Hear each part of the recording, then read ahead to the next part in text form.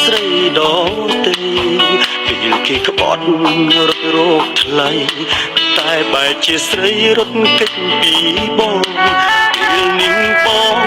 ត្រូវខូចចិត្តគិតមិនយល់